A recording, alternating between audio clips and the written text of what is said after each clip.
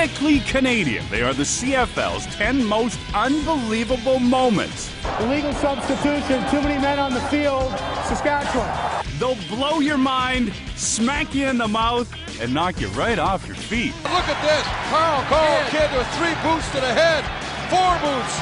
Buckle up your chin strap. It's the 10 craziest moments in CFL history next.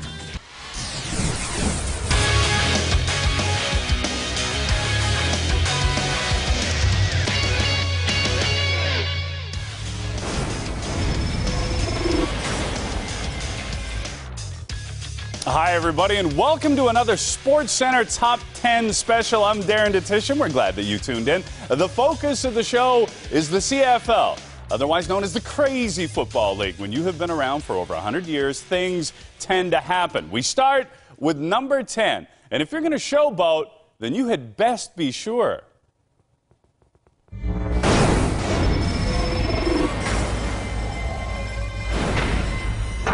First down. Blue Bombers, the touchdown pass into the end zone.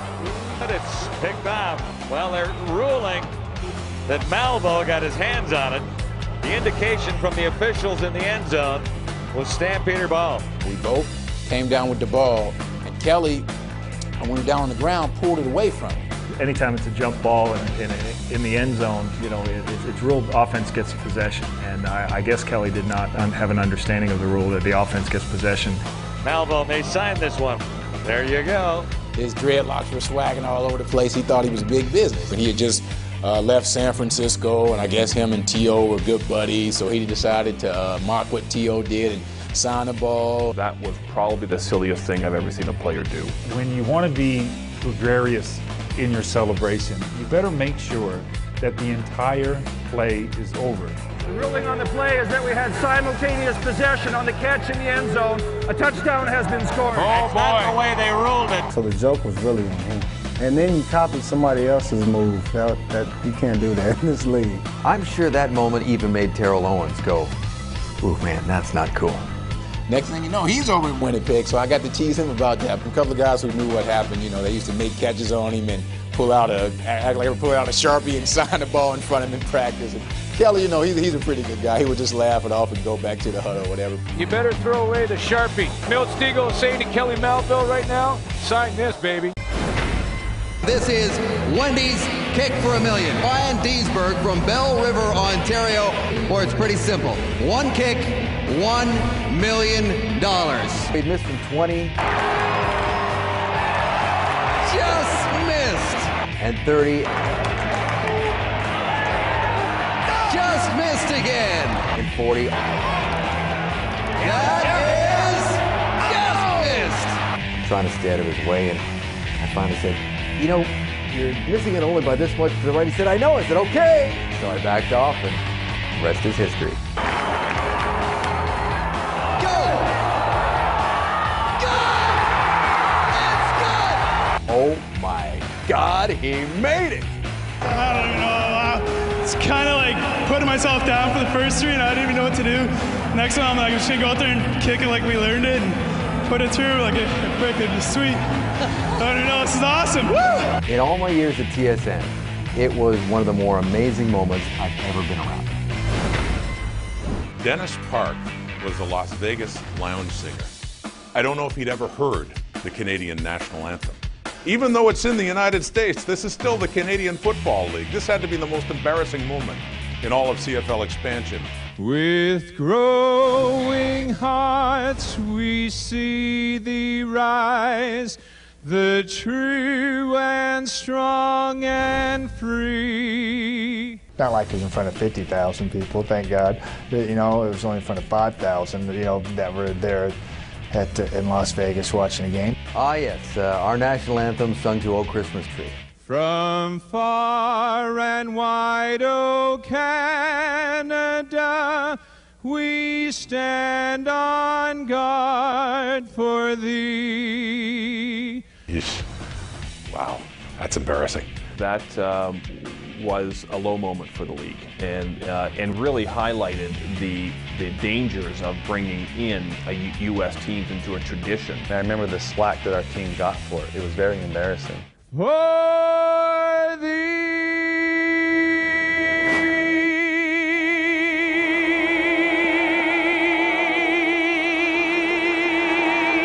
actually felt bad about it, I understand. He wanted a chance to make up for it, and they welcomed him back to a Canadian stadium. And he did get a chance to make amends and sing it properly. You know that saying, whatever happens in Vegas should stay in Vegas? That should definitely stay in Vegas. 4 seconds left. Danny Machocha's team about to steal one. The game was over. You know, defensively, we just given up a touchdown for Edmonton to go ahead, and there were seconds left in the game. We were like, you know, we're all despondent on the sideline, thinking we just lost a game for our team. Pretty much everybody thought it was over. It's hard to be optimistic when you're in that situation, and I'm an optimistic person. One last shot. Downfield for Stiegel. He's got it. Oh, no! Milt Stiegel! Are you kidding? This is unbelievable! Touchdown Bombers! I actually thought I was dreaming. When you're playing, you know, with little kids that's in the yard growing up, you always dream of throwing the last-second touchdown. The most remarkable touchdown of Milt Stiegel's career! 100 yards on the final play! I couldn't believe with 4 seconds left on the 10-yard line, needing a touchdown to win the game, that they would play that type of defense. I've never seen my coaches jump in such jubilation and move up and down the sideline so fast before. I think that was more shocking than anything, was watching Coach Barry's reaction as he tore his headset off and tried to trot along behind Milt Stiegel. Unreal. We have seen it all. Like I always say, I think that's the greatest play, not only in CFL history, but football history. Coming up, you've never seen fan access like this before. I just reached over and grabbed the ball out of his arm. Our countdown of the CFL's craziest moments continues with the top 6 next.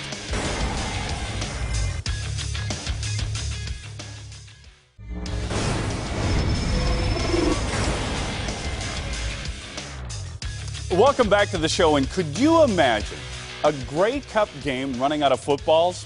Well, it actually happened in 1956. Maybe footballs were like gold, a fool's gold, because one fool stole the ball. I've been to a couple of Grey Cups, and you know what? I can see it happening.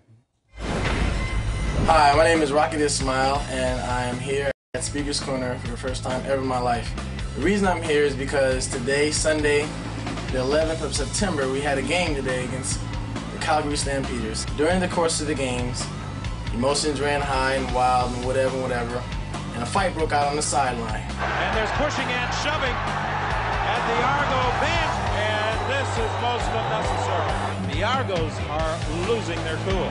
And during the time of the fight, I got involved and did some pretty bad things. Rocket trying to get involved as well. He came hurtling right over a couple of people, and it looked as though he was almost trying to jump on top of Andy McVeigh. The reason I did those things was stupid. I just want to apologize to the player from Calgary, because I'm generally not the type of person to blow off the hedge and resort to physical violence. That was totally uncalled for. Andy McVeigh was already down. Rough play, disqualification. Toronto number 25. So David Williams and the Rockets are rejected from the ball game, and so is McVeigh. Till next time, peace and love. Again, I apologize. Thanks a lot. West Final, Winnipeg Stadium. The winner of this game goes on to the 1972 Grey Cup. It's tied 24-24. It comes down to the last play of the game. Jack Avichan tries a 32-yard field goal to win it. I'm just going to kill the ball, kick it out of the end zone. We get a single point, the Roos, and we go to the Grey Cup. It goes wide. But oh no, I couldn't believe I did that. If Winnipeg doesn't get out of the end zone, it's a single point. Saskatchewan wins anyway. I've never seen anybody kick it out of the end zone. And Ron Lancaster caught the ball. He punted it left-footed back into the end zone. Winnipeg kicks it out again. There was a flag thrown. Then I think it was like a no yards penalty. There was a holding penalty. I got a chance to kick it again. I just relaxed and kicked it, and it went through the uprights out of the end zone. Saskatchewan goes off to the Grey Cup. I really can't think of any plays that are any crazier than that one. Not even close. The 1956 Grey Cup, 44-27 the count. Edmonton over Montreal. Time remaining about 2 minutes and 50 seconds. Parker running wide, trying to get away from Dwyer. He does, he's over! He was looking back at the quarterback, and I just reached over and grabbed the ball out of his arm, and I think he was a little startled, but I don't think he cared. Ball's gone. I think I had had the odd adult beverage at that time, and it just seemed like the right thing to do, and somebody else would probably have grabbed it if I didn't, and I never really even thought of it. I just did it. The ball game is not over yet. The delay is undoubtedly occasioned by the fact that we don't have a football for the conversion. It was lost somewhere over on the far side of the field. I put it up under my coat, turned around slowly, and just walked out through the crowd and out onto Bloor Street. All I remember in watching back that film is whoever the stadium announcer was, I believe at Varsity Stadium, saying and sounding in classic 1950-ish announcer voice, "If someone happens to have a ball, if they could bring it down to the field, please," or something like that. It's bizarre. That is just totally bizarre. Well, we may get going here at any time if somebody happens to have a spare football, or they might put a helmet down and try booting that over. Well, they somewhere along the line today have lost total then of 18 pieces of pigskin. Can you imagine running out of footballs during a championship game? That's what makes CFL history what it is. It was glorious. The ball game is over, ladies and gentlemen. The officials have decided to let the conversion go. Edmonton beat Montreal 51-27. Straight ahead, it wouldn't truly be Canadian without some wild weather. It's ridiculous to think when you watch the film of that, watch the video of it, that they actually tried to play football. We braved the elements. The top three is next.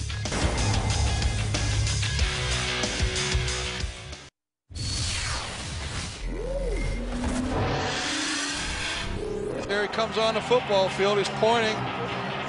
Oh, and he goes right after a player. We really handed it to him 30-3, and lo and behold, one of our fans decided he wanted to get in on the beating that we were laying down on the Leos that day. This guy would have charged me with his head down. Look at this.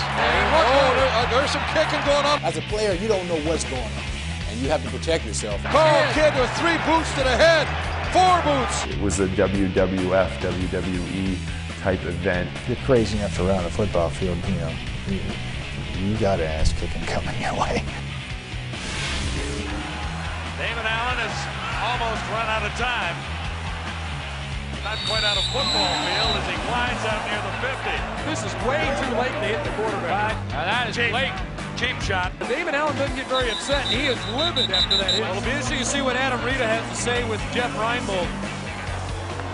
Oh, very upset. As you can see, very upset. I've never seen coaches get into it. This is a full-blown Donnybrook here. I guess we've seen just about everything here tonight. Robert Baker had a reputation of being a hothead. I don't know what's going on with Robert Baker, but he was in a tussle in the Argo huddle, was pulled and just took a shot at Noel Prefontaine. Holy smokes, did you see that? He hit him so fast, so hard. Baker gave Prefontaine a shot to the mouth. Bang, a heartbeat like that. Unbelievable. Oh, indeed it is. Welcome back to the SportsCentre Top 10 Crazy CFL Moments, and those plays didn't even make the cut. Now, for my money, play number 2 was the wackiest because, again, it involved a fan who actually tripped a player in the Grey Cup game. He's lucky he didn't get pummeled. Let's keep this countdown rolling. The annual Classic becomes a shrouded spectacle in the yellow and black of Hamilton and the gold and blue of Winnipeg. My dad used to tell me about that all the time, the legendary Fog Bowl. Football fans have never been in a fog like this before. The field resembles the Twilight Zone. Luger tries for Vitti. Touchdown! The persistent fog continues. Pass to Shepard. Touchdown! A brilliant play! It's ridiculous to think when you watch the film of that, watch the video of it, that they actually tried to play football. You could throw short passes out in the flat, whether you're an offense, defense, you could still spot it. But if you threw a long pass or punts that got up into the air a bit, then you could lose the ball. Luger rolls out. He disappears into the fog. Newman is blocked out. Interception. I certainly played in fog, but nothing where, the quarterback would throw the ball and the ball would get lost. A long, long pass through the fog. Ernie Fitz makes a great catch. Conditions make viewing close to impossible. It was difficult for the fan who pays the price to come see the game to see it. Visibility at field level has been closed down. And the big question now, can this contest continue? I really think we probably could have finished it on the field. For the first time in Grey Cup history, fog forces suspension of the game. A little interesting after playing a full season schedule as we did through the playoffs and then that much of the Grey Cup to have to go in unstriped, untape, take a shower, go home, have a little sleep, get up the next day, retape, go right back out and try to finish that last 7-8 minutes or whatever it was.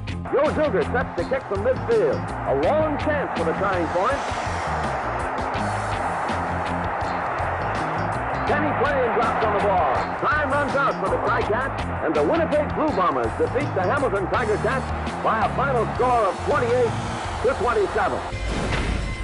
For Hamilton, this is the fake. He throws a pass, intended for Pitt. Intercepted by Ray Malvo, who may go all the way again.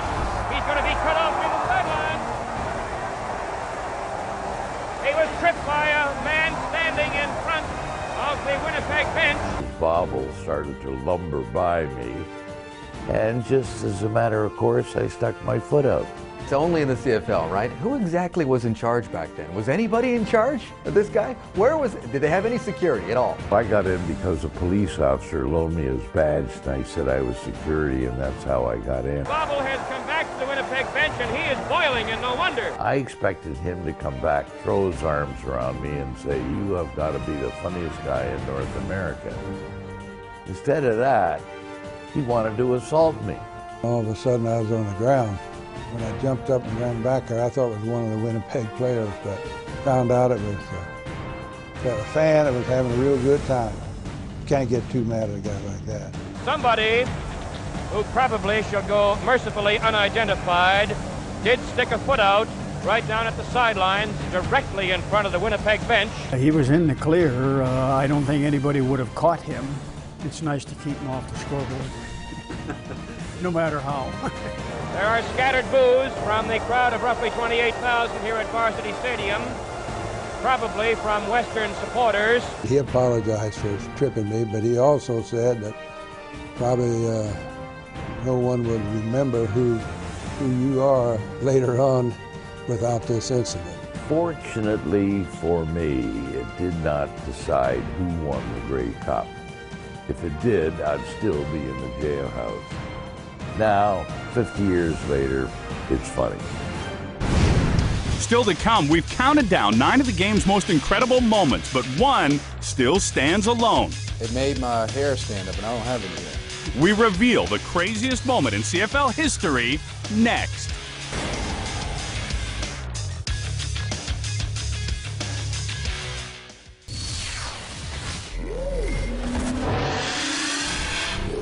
The 1950 finalists, Toronto Argonauts and Winnipeg Blue Bombers, played on one of the worst fields in history. That game did not resemble the game of football. Jacobs gets it, and he is brought down for a loss as he turned around. He fumbled the ball, and Argonauts recovered. The game suddenly transforms into something else. It's more of a survival game, and you have to develop new strategies and different techniques, literally different techniques on the field. Deckman looks over his offense situation, and it's a quarterback sneak, and he's over for a touchdown on a quarterback sneak. It just separates our football from the United States football, that something in our history would be that unique on that type of surface.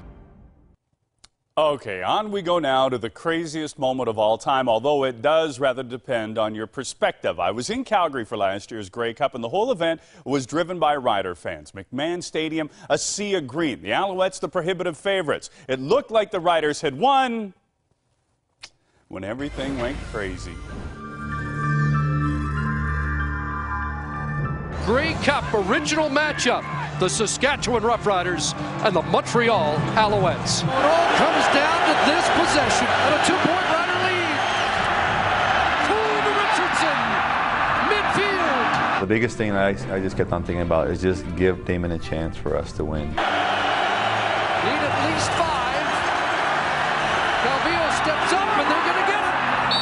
And now for the win.